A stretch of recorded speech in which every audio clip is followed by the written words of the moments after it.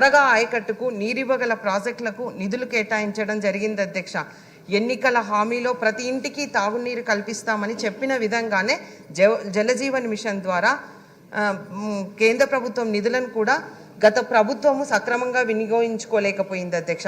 కూటమి ప్రభుత్వం ఏర్పడిన తర్వాతనే 85,000 కోట్లు కేంద్రానికి ఇటీవల సమగ్ర ప్రాజెక్టు నివేదికలు పంపడం కూడా జరిగింది అధ్యక్ష.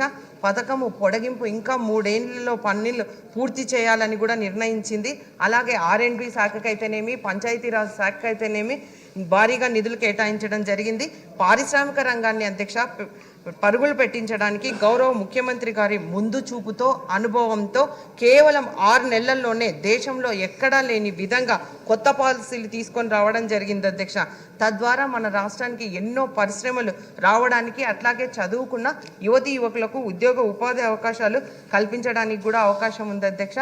కూటమి ప్రభుత్వంతో ఎంతో నమ్మకంతో 164 సీట్లు ఇవ్వడం జరిగింది అధ్యక్ష. వారి నమ్మకాన్ని వమ్ము చేయకుండా గౌరవ ప్రధానమంత్రి నరేంద్ర మోదీ గారి సహకారంతో, అలాగే మన గౌరవ ముఖ్యమంత్రి గారు నారా చంద్రబాబు నాయుడు గారు, అలాగే మన ఉప ముఖ్యమంత్రి గారు పవన్ కళ్యాణ్ గారు రాష్ట్రాన్ని ప్రగతి పథంలో నడిపిస్తున్నందుకు మనస్ఫూర్తిగా నమస్కరిస్తూ ఈ అవకాశం ఇచ్చినందుకు ధన్యవాదాలు తెలియజేసుకుంటున్నాను అధ్యక్ష. Thank you. చక్కగా అంతా చెప్పారు, తక్కువ సమయంలో చెప్పారు, ధన్యవాదాలండి. ఇప్పుడు 3 నిమిషాల్లో కూడా ఎఫెక్టివ్గా ఎలా మాట్లాడవచ్చో సీనియర్ సభ్యులు డాక్టర్ కామినేని శ్రీనివాస్ గారు ప్రాక్టికల్గా చెప్తారట, చూద్దాం. అధ్యక్ష, నమస్కారం అధ్యక్ష. చాలా సంతోషంగా ఉంది. రాష్ట్రం ఇవాళ చూస్తూ ఉంటే ఒక 8 నెలలకు ముందు టీవీ చూడాలంటే బాధగా ఉండేది.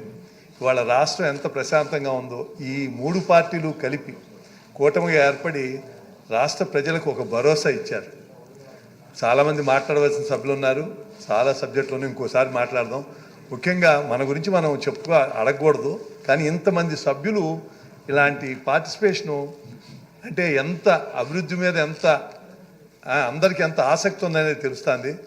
పూర్వం ఒక విషయం చెప్పి నేను ముగిస్తాను. పూర్వం ఎక్స్ఎమ్మెల్యేలకి కొంత అందరికీ చాలా వైద్యపరంగా ఇబ్బందులు ఉన్నాయి, ఎమ్మెల్యేలకు కూడా ఉన్నాయి. అందుకని మనకి ఇక్కడ రిఫరల్ హాస్పిటల్ లేదు కాబట్టి మన పక్కనే బ్రహ్మాండమైన ఎయిమ్స్ హాస్పిటల్ ఉంది కాబట్టి దాన్ని రిఫరల్ హాస్పిటల్గా చేయించవస్తే ఎమ్మెల్యేలకి ఎక్స్ఎమ్మెల్యేలు అందరికీ బాగుంటుందని కోరుకుంటూ సెలవు తీసుకుంటాం. చాలా చక్కటి ఒక డాక్టర్గా చాలా చక్కటి సూచన చేశారు సార్, ధన్యవాదాలు. ఇప్పుడు ప్రతిపాటి పుల్లారావు గారు. థ్యాంక్ యూ అధ్యక్ష. మంచి బడ్జెట్ ప్రవేశపెట్టారని, ఇది మంచి ప్రభుత్వం అని ప్రజల నుంచి వస్తున్నటువంటి స్పందన అధ్యక్ష.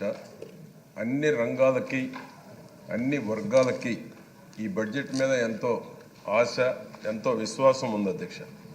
అదేవిధంగా అధ్యక్ష, పాలకులు దార్శనికత కలిగి ఉంటే రాజ్యం సుభిక్షంగా ఉంటుందన్నది చెబుతున్నటువంటి చరిత్ర చెబుతున్న సత్యం అధ్యక్ష.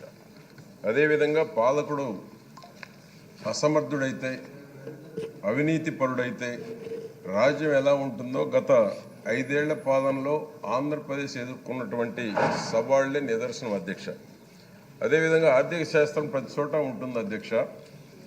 దాన్ని అర్థం చేసుకుంటే అధ్యక్ష మంచి నిర్ణయాలు తీసుకోవటానికి, సంతోషకరమైనటువంటి జీవనానికి సహాయపడుతుంది అనేటువంటిది ప్రముఖ